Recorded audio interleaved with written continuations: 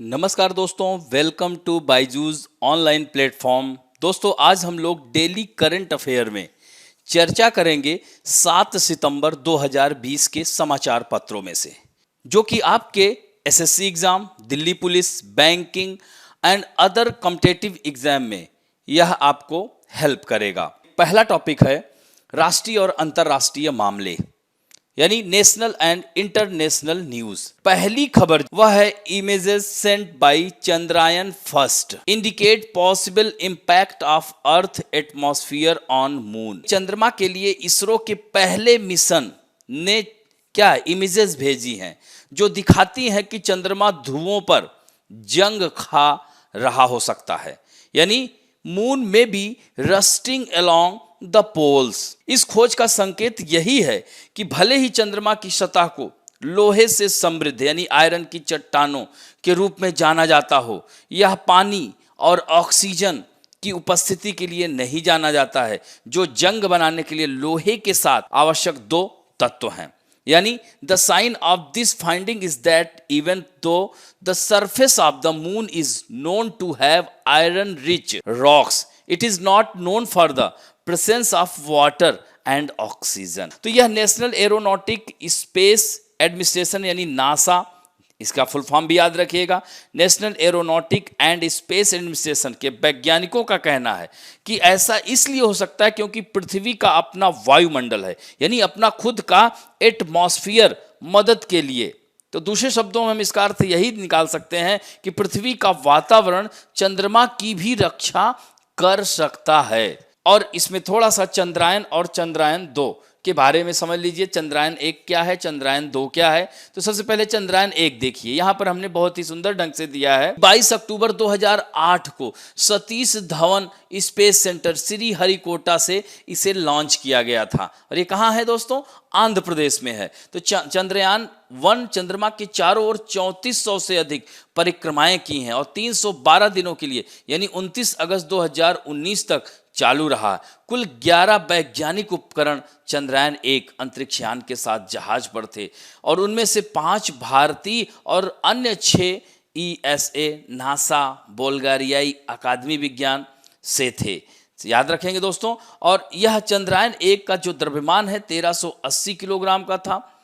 भारत के ध्रुवीय उपग्रह प्रक्षेपण यान यानी PSLV C11 द्वारा सतीश धवन केंद्र श्रीहरिकोटा से इसे लॉन्च। ये पॉइंट बहुत इंपॉर्टेंट है दोस्तों, इसको ध्यान रखिएगा। चंद्रयान 2 के बारे में बात की जाए तो Chandrayaan 2 was launched on 22 of July 2019 from Satish Dhawan space centre Sriharikota. Chandrayaan 2 में ऑर्बिटर का मिशन जीवन 1 वर्ष और लैंडर का और रोवर का 1 चंद्र दिवस था, जो 14 पृथ्वी दिवस है।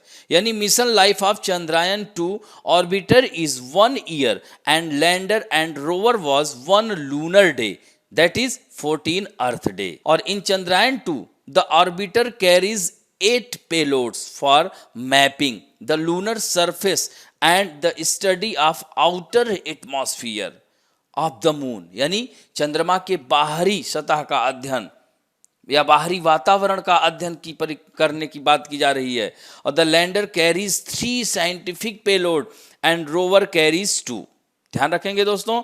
और चंद्रयान 2 का जो वेट है 3850 किलोग्राम और चंद्रयान 2 को GSLV MK3M1 लॉन्च व्हीकल द्वारा सतीश धवन अंतरिक्ष केंद्र श्रीहरिकोटा से ही लॉन्च किया गया था। हालांकि इसके बारे में ऐसा कहा जाता है कि पूरी तरह से यह लास्ट में थोड़ी सी गड़बड़ियां आ गई थी। और ध्यान रखेंगे कि अब हमारा इसरो तीसरा यानी चंद्रयान 3 ले जाने की बात कर रहा है 2021 तक। तो इस बात को भी ध्यान रखेंगे। तो यहाँ पर चंद्रयान 2 चंद्रयान 1 के बारे में महत्वपूर्ण है, इसे ध्यान रखेंगे। नेक्स्ट है कि इसरो क्या है? Indian space research organisation. तो इसका हेडक्वार्टर कहाँ है? बेंगलुरु में है। और इसके संस्थापक कौन थे? विक्रम साराभाई।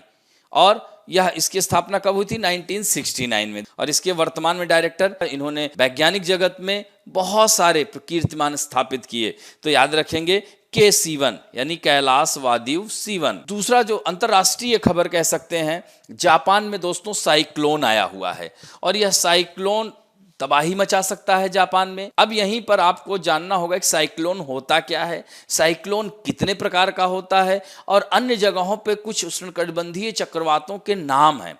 ये आपसे परीक्षा में दोस्तों आ जाता है। तो ये लार्ज एंड पावरफुल साइक्लोन, ये बस एक लाइन याद रखिएगा, हाइशेन कहाँ बढ़ रहा है?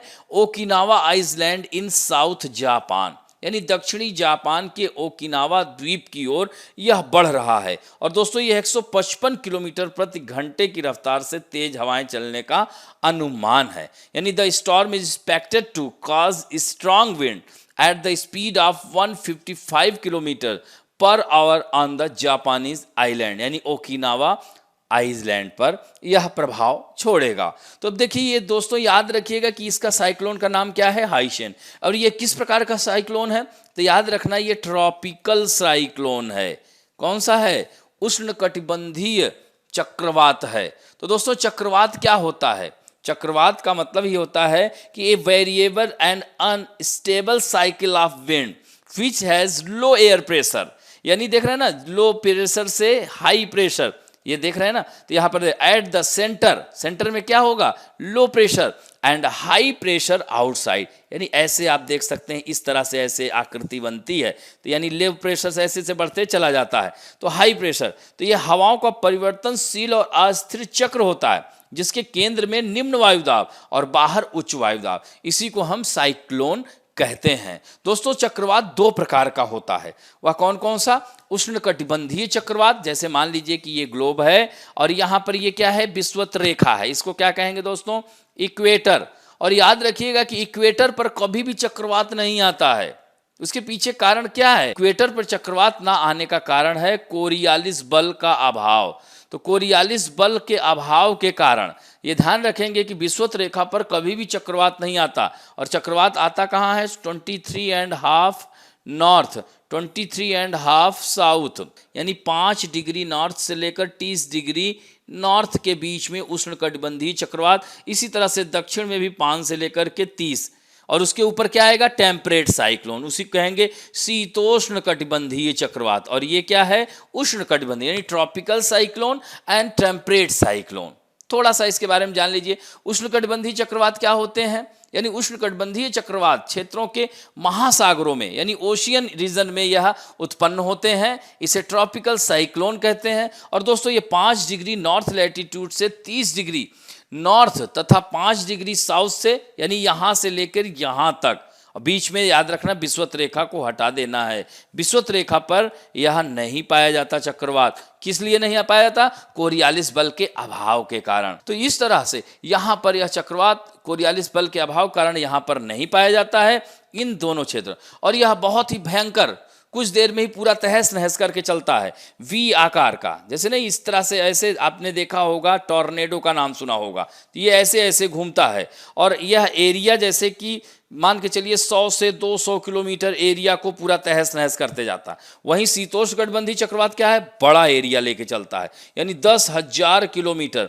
इसमें क्या होता है? लगातार धीरे धीरे वर्षा होती है। जबकि उष्ण कटिबंधीय चक्रवात में भयंकर चक्रवाती वर्षा होती है। जैसे अपने यहाँ भी देखिए प्री मानसून साइक्लोन वर्षा, जैसे काल बैसाखी कहते हैं, बोर्डो चिल्ला कहते हैं, मैंगो शावर कहते हैं। इस तरह से हम, हमारे भारत में नाम है ना उसके, प्री मानसून साइक्लोनिक वर्षा के। तो ये ध्यान रखेंगे। तो उष्णकटिबंधीय चक्रवातों के नाम जैसे कि आप देख सकते हैं कि कैरेबियन सागर में, ध्यान रखेंगे कैरेबियन सागर कहाँ है?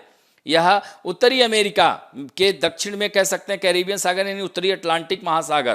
तो कैरेबियन सागर में इसको हरिकेन कहते हैं दोस्तों। क्या कहेंगे दोस्तों? Hurricane, HURRICANE, hurricane. और वही मैक्सिको की खाड़ी में, उसी के थोड़ा सा ऊपर आप जाएंगे, मैं मानचित्र को जरूर देखिएगा, मैक्सिको की खाड़ी में टॉर्नेडो कहते हैं। क्या कहेंगे? टॉर्नेडो, यानी अमेरिका में मैक्सिको की खाड़ी से टॉर्नेडो उठता है। चीन में इसे क्या कहेंगे? टाइफून कहेंगे, टाइफून कहेंगे। और जापान में इसे टाइफून भी कहा जाता है या टाइफू के नाम से भी जाना जाता है, याद हो जाएगा। और इसे ऑस्ट्रेलिया में क्या कहा जाता है? ऑस्ट्रेलिया में इसे विली विली कहते हैं, विली विली, ध्यान रखेंगे दोस्तों, विली विली से कहा जाता है। और हमारे भारत में या हिंद महासागर में इसे चक्रवात या साइक्लोन कहते हैं। क्या कहेंगे? चक्रवात या साइक्लोन कहा जाता है। तो याद हो जाएगा। तो इस तरह से इनके सब जगह अलग अलग नाम होते हैं। तो यह महत्वपूर्ण है। और दोस्तों इसका चक्रवात का नाम ध्यान रखना, हाइशेन, जापान के तट पर आया हुआ है, यह ध्यान रखेंगे। अब हम बढ़ते हैं, नेक्स्ट न्यूज है जो first ever international day of clean air for blue skies, यानी अंतरराष्ट्रीय 7 सितंबर को, ध्यान रखेंगे 19 दिसंबर 2019 को संयुक्त राष्ट्र की महासभा ने शुरू होकर उन्होंने कहा था कि अगले साल यानी 2020 से 7 सितंबर को हम लोग international day of clean air of blue sky दिवस मनाने की घोषणा की थी। हर वर्ष अब मनाया जाएगा। तो इस बार अंतर्राष्ट्रीय स्वच्छ वायु दिवस मनाने का संकल्प लिया गया 7 सितंबर से। तो केंद्रीय जो पर्यावरण मंत्री कौन है हमारे? प्रकाश जावड़ेकर, ये भी प्रश्न बन गया। तो ब्लू स्काई के लिए स्वच्छ वायु के पहले अंतर्राष्ट्रीय दिवस पर वह वेबिनार की अध्यक्षता करेंगे, ध्यान रखेंगे। और the international day of clean air for blue sky aim to raising public awareness at all level that clean air, यानी जागरूकता करना, is important for productivity, environment and the economy, यानी ब्लू स्काइज के लिए स्वच्छ वायु का अंतर्राष्ट्रीय दिवस सभी स्तरों पर सार्वजनिक जागरूकता बढ़ाने का उद्देश्य है। स्वच्छ हवा उत्पादकता, पर्यावरण और अर्थव्यवस्था के लिए महत्वपूर्ण है। इसीलिए जो है संयुक्त राष्ट्र संघ ने 2020 से इसको international day of clean air मनाने की घोषणा की थी, ध्यान रखेंगे दोस्तों। अगला है, हम लोग बात करेंगे various national and international personality. इसमें देखिए 2 पर्सनालिटी हमने लिया। मारुति सुजुकी के एमडी और सीईओ हैं, इनका नाम है, ध्यान रखिएगा, केनिची आयुकावा, को 2 साल की अवधि के लिए society of Indian automobile manufacturers, जिसे सियाम भी कहते हैं, इसका फुल फॉर्म आ चुका है, ध्यान रखिएगा। इसको क्या बताएंगे? SIAM, SIAM, society of Indian automobile manufacturers. तो इसका अध्यक्ष बनाया गया है। और वह किसका स्थान लेंगे? राजन वढेरा का। तो Ashok Leyland MD and CEO Vipin Sondhi has been elected as the new vice president of SIAM, यानी वाइस प्रेसिडेंट उपाध्यक्ष कौन बना है? ध्यान रखेंगे, विपिन सोंधी बने हैं। तो SIAM is the apex body of the Indian automotive industry, यानी भारतीय मोटर वाहन उद्योग का सर्वोच्च निकाय है क्या? SIAM, यानी society of Indian automobile, founded in 2012 जुलाई। और इसका हेडक्वार्टर कहां है? नई दिल्ली में। इसका मुख्यालय कहां है? नई दिल्ली में है। अब अगला जो महत्वपूर्ण व्यक्तित्व है अनिल जैन। दोस्तों अनिल जैन को अखिल भारतीय टेनिस संघ का अध्यक्ष चुना गया है और ये राज्यसभा मेंबर भी हैं। तो doctor Jain will take over the mister Praveen Mahajan whose tenure as AITA president comes to an end। तो अब ये किसका स्थान लेंगे? ये भी ध्यान रखिएगा, प्रवीण महाजन का। Madhya Pradesh tennis association secretary Anil Dhupar has been appointed as the general secretary. ध्यान रखेंगे दोस्तों, महासचिव इन्हें नियुक्त किया गया है। किन्हें? अनिल धूपर को। तो यह भी व्यक्तित्व है, इन्हें ध्यान रखेंगे, राज्यसभा मेंबर भी हैं। अब बात करेंगे बैंकिंग एवं वित्त समाचार में। Vodafone Idea rebrand itself as VI, ये ध्यान रखिएगा। तो वोडाफोन आइडिया ने एक नए नाम और लोगो VI के तहत अपने सभी उत्पादों का नाम बदलकर अपनी नई एकीकृत ब्रांड पहचान की घोषणा कर दी है, यानी all the product under a new name and logo that is VI, ये ध्यान रखिएगा।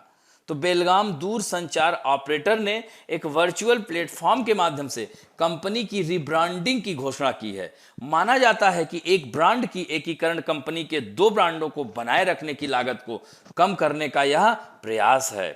The rebranding also comes at A time when Vodafone idea has seen it's user base falling from 408 million at the time of the merger to 280 million at the end of June 2020।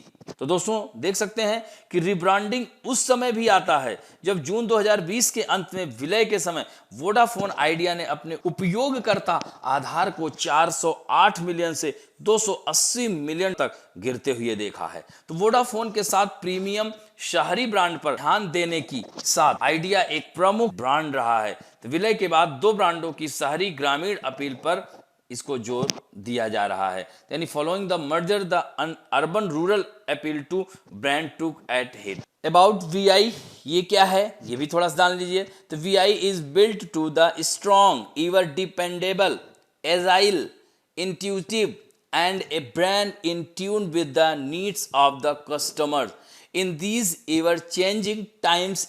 It is designed to help customers move ahead in life for a better today and brighter tomorrow। यानी VI को कभी भी बदलते समय ग्राहकों की जरूरत के साथ मजबूत, हमेशा भरोसेमंद, सहज और एक ब्रांड के रूप में बनाया गया है। और यह ग्राहकों को जीवन में आगे बढ़ने में मदद के लिए एक बेहतर आज और एक शानदार कल के लिए इसे बनाया गया है। ये देख रहे हैं ना लोगो, तो ये ध्यान रखिएगा, टुगेदर फॉर टुमारो, यह बहुत ही महत्वपूर्ण है। और दोस्तों वोडाफोन, जैसा कि आपको पता होना चाहिए, यह इंग्लैंड की कंपनी है, इंग्लैंड बेस्ड कंपनी है। इस तरह से ही पूछ लेता है वोडाफोन ब्रांड किस देश का है, सीधे आपसे एग्जाम में आ जाएगा, ध्यान रखेंगे दोस्तों। अगला है Uttar Pradesh has reached the second place in the ease of doing business ranking of states and union territories. यानी यहां पर आप देख सकते हैं कि Uttar Pradesh has reached the second place ease of doing business में 12वीं रैंकिंग से छलांग लगाकर किस स्थान पे आ गया, सेकेंड रैंक पे आ गया। ये ध्यान रखिएगा। फर्स्ट रैंक पे कौन है, आंध्र प्रदेश है, ये ध्यान रखना, ये फैक्ट है। इसे पहले स्थान पर आंध्र प्रदेश, दूसरे पर उत्तर प्रदेश है। और उत्तर प्रदेश किसको पीछे करके, यानी शीर्ष 10 राज्यों में तेलंगाना, मध्य प्रदेश, झारखंड, छत्तीसगढ़, हिमाचल प्रदेश, राजस्थान, पश्चिम बंगाल और गुजरात है। यानी कारोबार सुगमता की वैश्विक रैंकिंग में भारत के शानदार प्रदर्शन के बीच देश के राज्यों की बैंकिंग के पीछे घरेलू और वैश्विक निवेशकों को आकर्षित करने, कारोबारी माहौल सुधारने तथा राज्यों के बीच जो कंपटीशन है उसको बढ़ाने का उद्देश्य है। तो रैंकिंग का आकलन विभिन्न राज्यों में निर्माण परमिट, श्रम कानून, पर्यावरण पंजीकरण, सूचना तक पहुंच, जमीन उपलब्धता और सिंगल विंडो सिस्टम के आधार पर हुआ है। यानी उत्तर प्रदेश पहली बार रैंकिंग में इतना आगे आया है। तो इसकी वजह क्या है कि कारोबार सुगमता के मोर्चे पर पिछले एक साल में हुआ जबरदस्त काम है। यानी राज्य ने केंद्र द्वारा सुझाए गए 187 में से 186 सुधार लागू किए, जिनमें सूचनाओं का तक आसान पहुंच के अलावा सिंगल विंडो पोर्टल, निवेश मित्र अहम है, जिसमें 2 साल में अनापत्ति व लाइसेंस के 94% मामले निस्तारित किए गए। और इस समय 20 विभागों की 146 सेवाएं इस पोर्टल के जरिए मुहैया कराई जा रही हैं। सबसे महत्वपूर्ण बात यह है कि उत्तर प्रदेश के सभी जिलों की कारोबारी सुगमता के आधार पर रैंकिंग की सुविधा है। उत्तराखंड, हिमाचल प्रदेश, दिल्ली, लक्षद्वीप, दमन द्वीप ने भी इस दौरान बेहतर प्रदर्शन किया है। और ये क्या है ease of doing business? Ease of doing business is a kind of index in this, यानी एक सूचकांक है। Many types of scale have been kept for ease of doing business, यानी these include labour regulation, online single window, यही तभी बताया मैंने, access to information, transparency, यह सब इसके मानक हैं। ये ध्यान रखें, पारदर्शिता इस इत्यादि इसमें, इसको ठीक कर दिएगा, इत्यादि इसमें शामिल है। It is prepared by the department of industry and internal trade promotion, इसी को DPIIT याद रखना, फुल फॉर्म DPIIT, यानी department of industry and internal trade promotion in the country, यानी देश में इसे उद्योग एवं आंतरिक व्यापार संवर्धन विभाग तैयार करता है। और साथ साथ इसी में एक पॉइंट और भी ध्यान रखिएगा कि वर्ल्ड बैंक की ईज ऑफ डूइंग बिजनेस की 2019-20 की लिस्ट में भारत की जो रैंक थी वो 63वीं रैंक है। 2018-19 की लिस्ट में भारत की 77 रैंक थी, याद रख, 77वां स्थान था। यानी भारत की रैंकिंग में 14 पायदान का सुधार हुआ है।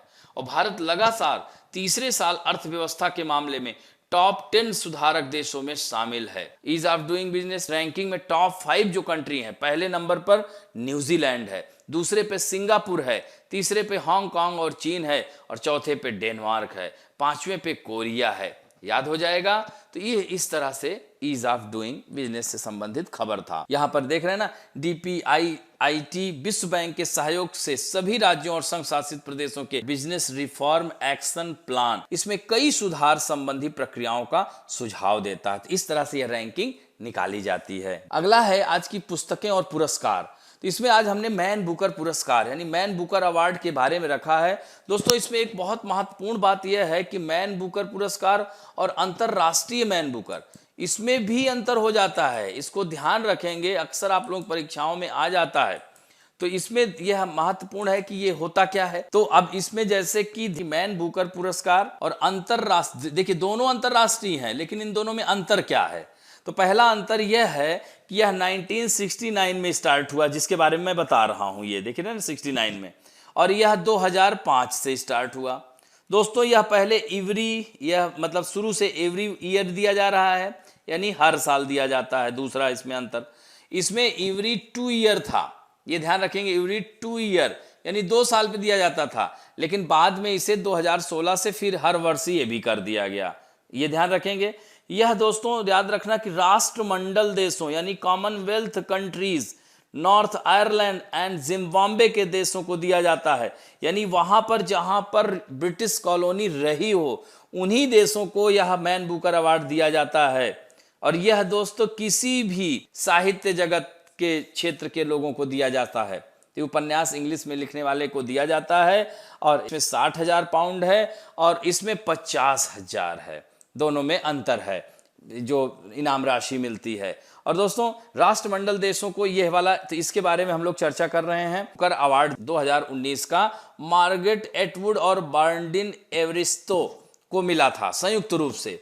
और दोस्तों अभी तक जो भारतीयों में जो पहला भारतीय और कह सकते हैं भारतीय मूल का मिला करके टोटल 5 लोगों को बुकर अवार्ड मिला है।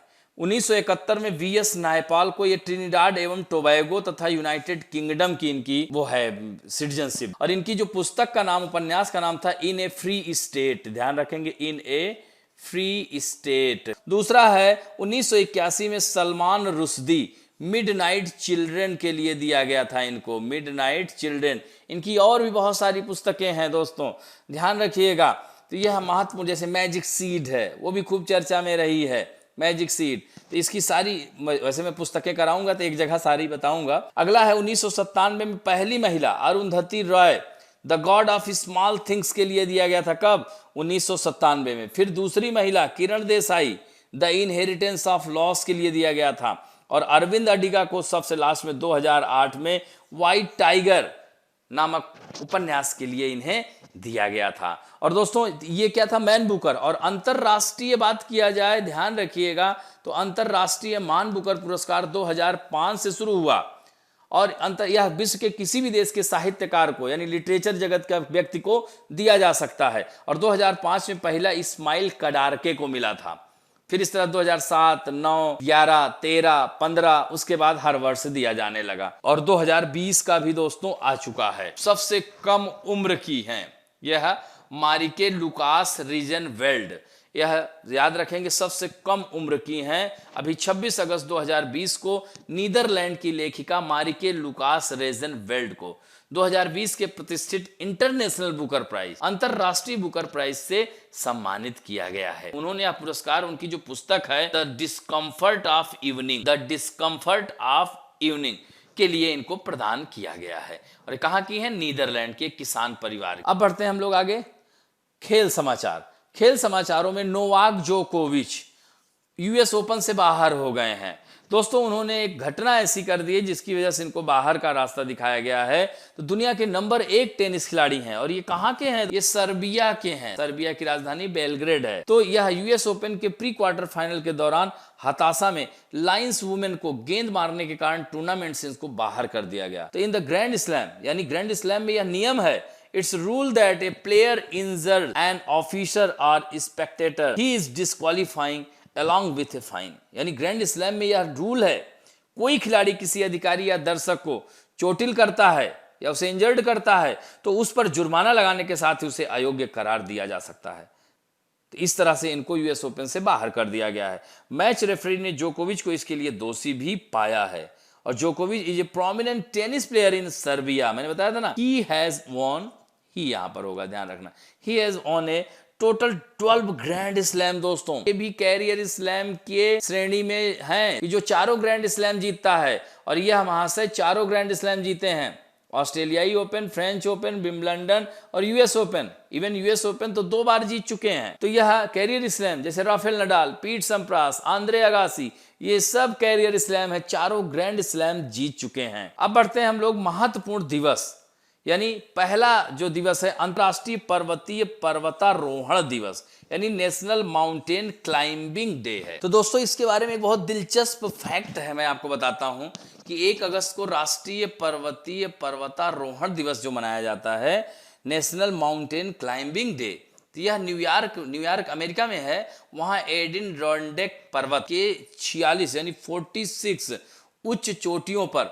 सफलतापूर्वक चढ़ाई करने के लिए लेखक के बेटे यानी बॉबी मैथ्यूज और उनके दोस्त जोस मैडिगन के सम्मान में इसे स्थापित किया गया है। अगला है 4 अगस्त मैत्री दिवस, इसको कहते हैं फ्रेंडशिप डे। तो यह हमेशा याद रखिएगा अगस्त के पहले रविवार को, जैसे पिछली बार 2 अगस्त को ही मनाया गया था, तो जो 4 अगस्त को मनाया जाता है। तो इसकी शुरुआत ध्यान रखिएगा 1935 से स्टार्ट की गई थी, और धीरे धीरे इसकी लोकप्रियता बढ़ी और भारत सहित विभिन्न देशों में इस दिन को मनाया जाने लगा, फ्रेंडशिप डे के दिन, ध्यान रखेंगे।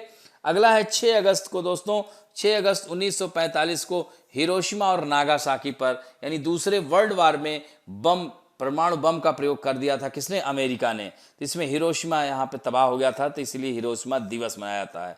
दूसरा है 8 अगस्त को भारत छोड़ो आंदोलन, यानी करो या मरो का नारा किसने दिया था? महात्मा गांधी, डू और डाई। यानी 8 अगस्त 1942 को भारत छोड़ो आंदोलन स्टार्ट हुआ था, उसी को हम लोग भारत छोड़ो आंदोलन दिवस, क्विट इंडिया मूवमेंट डे के रूप में मनाते हैं दोस्तों। और इसमें जितने भी प्रथम श्रेणी के नेता थे, जैसे महात्मा गांधी, बड़े लीडर जितने भी थे, सबको जेल में डाल दिया गया, और दूसरे श्रेणी के नेताओं ने इसमें संघर्ष किया, और सब लोगों ने बढ़ चढ़ करके हिस्सा लिया कि अंग्रेजों अब भारत छोड़ो। तो भारत छोड़ो आंदोलन, करो या मरो, उन्होंने बोल दिया था कि अब हम स्वतंत्रता लेकर के रहेंगे, महात्मा गांधी जी ने यह बोला था। उसके बाद 9 अगस्त को नागासाकी दिवस मनाया था। दोस्तों हिरोशिमा और नागासाकी दोनों जापान में परमाणु बम का हमला हुआ था इन क्षेत्रों में, तो ध्यान रखिएगा पहले एच आता है तो हिरोशिमा, उसके बाद नागासाकी, याद हो जाएगा। फिर 12 अगस्त को अंतर्राष्ट्रीय युवा दिवस मनाया जाता है, इंटरनेशनल यूथ डे, ध्यान रखेंगे दोस्तों, ये भी इंपॉर्टेंट है। 12 अगस्त को अंतर्राष्ट्रीय, तो इस जो है ट्रांसफॉर्मिंग एजुकेशन की ओर बढ़ाया जा रहा है, युवाओं को, समाज के युवाओं के विकास और सुरक्षा पर ध्यान केंद्रित करने के लिए दुनिया भर में 12 अगस्त को अंतर्राष्ट्रीय युवा दिवस मनाया जाता है, ध्यान रखेंगे दोस्तों। उसके बाद 15 अगस्त तो आपको पता ही होगा, यहीं पर 14 अगस्त भी याद रखिएगा कि पाकिस्तान स्वतंत्र हुआ था, और 15 अगस्त हमारा भारत स्वतंत्र हुआ था। नेक्स्ट है let us talk about some important fact. आज हम लोग बात करेंगे विज्ञान की शाखाओं की, ब्रांचेस की, यानी एस्ट्रोनॉमी। पूछ लेगा सीधे सीधे आपके एग्जाम में आ जाता है कि एस्ट्रोनॉमी में किसका अध्ययन किया जाता है। तो this is the science of studying celestial body, यानी खगोलीय पिंडों के अध्ययन करने वाली शाखा को हम एस्ट्रोनॉमी कहते हैं। इसी तरह से कॉस्मोलॉजी किसे कहेंगे? यह समस्त ब्रह्मांड का अध्ययन करती है, यानी कह सकते हैं it is a branch of studying the entire universe, पूरे ब्रह्मांड का ज्ञान की एक शाखा है, और पूरे ब्रह्मांड का अध्ययन करने वाली इसी को हम कॉस्मोलॉजी कहते हैं। और दोस्तों एंटेमोलॉजी, नाम से दिख रहा है ना, जंतु विज्ञान की है ये शाखा, यानी this is the branch of geology, extensive studies of insects mites, यानी कीट पतंगों का व्यापक अध्ययन करती है। और अगला है जीरंटोलॉजी, वृद्धावस्था, यानी this branch is related to fact in old age is done by this science, यानी वृद्धावस्था में संबंधित तथ्यों का अध्ययन इस विज्ञान के द्वारा किसे क्या कहेंगे? जीरंटोलॉजी। अगला है महत्वपूर्ण होरोलॉजी, इस समय मापने वाला विज्ञान है, यानी टाइम मीजरिंग साइंस इसको कह सकते हैं, इट इज।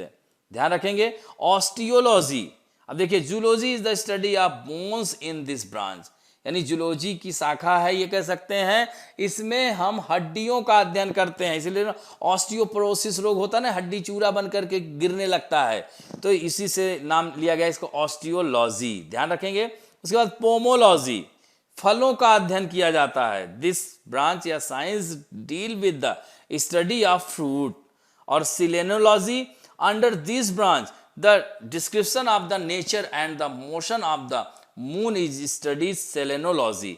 इस शाखा के अंतर्गत हम चंद्रमा के मूल स्वरूप, ये बहुत महत्वपूर्ण है, तथा गति के वर्णन का अध्ययन किया जाता है। और दोस्तों टैक्सिकोलॉजी या टॉक्सिकोलॉजी, टॉक्सिस कहते नहीं, बहुत टॉक्सिस हो गया, जहरीला, इसमें हम विषों के बारे में अध्ययन यानी पॉइजन के बारे में स्टडी करते हैं, यानी studies about poison are conducted under this branch. अब दोस्तों आज हम लोग प्रैक्टिस क्वेश्चन में, जैसा कि देख रहे हैं कि आप ही लोगों पर हमने डाल दिया है, आप इसका उत्तर दे रहे हैं और लोग बहुत जल्दी उत्तर दे रहे हैं, इस बात की हमें बड़ी खुशी है। जैसे कि सारा आनंद, भास्कर, श्रवण कुमार, नवीन कुमार, खेत सिंह, ये सब लोग विद इन 1 आवर यानी न्यूज जाने के 1 घंटे के अंदर और तेजी से आप लोग दीजिए उत्तर, और ज्यादा से ज्यादा लोग उत्तर दीजिए। इससे क्या होगा कि आपका एक क्वेश्चन बैंक तैयार होता चलेगा। तो दोस्तों जैसा कि आज पहला क्वेश्चन है, सतीश धवन अंतरिक्ष केंद्र कहां अवस्थित है? आंध्र प्रदेश, तेलंगाना, तमिलनाडु या कर्नाटक में? अगला है, हाल ही में जापान में आए हुए चक्रवात का नाम क्या है? क्लास में ही हमने बताया था, आपको बताना है फानी है या हाइशेन है या अम्फान है या क्या है, तो यह ध्यान रखेंगे। और इसके अलावा भी ये जो है इनके बारे में भी ध्यान रखिएगा। अगला है, नीले आकाश के लिए स्वच्छ वायु अंतरराष्ट्रीय दिवस संयुक्त राष्ट्र संघ ने पिछले वर्ष से ही बताया था ना मनाने के लिए कि 2020 से मनाया जाएगा। तो when is international day for clean air for blue sky celebrated?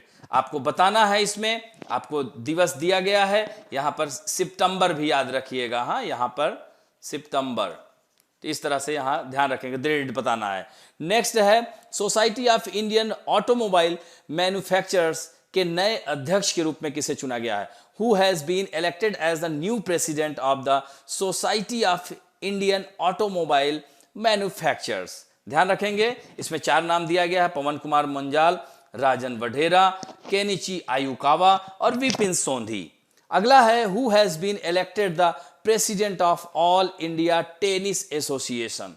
Anil Dhupar बने हैं या अनिल जैन बने हैं या प्रवीण महाजन या विपिन सोंधी? आपको बताना है, who has been elected as the president of all India tennis association. ये राज्यसभा मेंबर भी हैं दोस्तों। अगला है, वोडाफोन किस देश की कंपनी है? आपको बताना है कि यह चीन की है, इंग्लैंड की है या साउथ कोरिया या जापान की है। नेक्स्ट है, वर्ल्ड बैंक की ईज ऑफ डूइंग बिजनेस की 2019-20 की लिस्ट में भारत का कौन सा स्थान है? 52वां, 56वां, 63वां या 65? ध्यान रखेंगे, यानी 52 सेकंड कह सकते हैं, 56, 63 या 65 आपको बताना है। अगला है, मान बुकर अवार्ड किस क्षेत्र में दिया जाता है? यानी in which field is the Man Booker award given?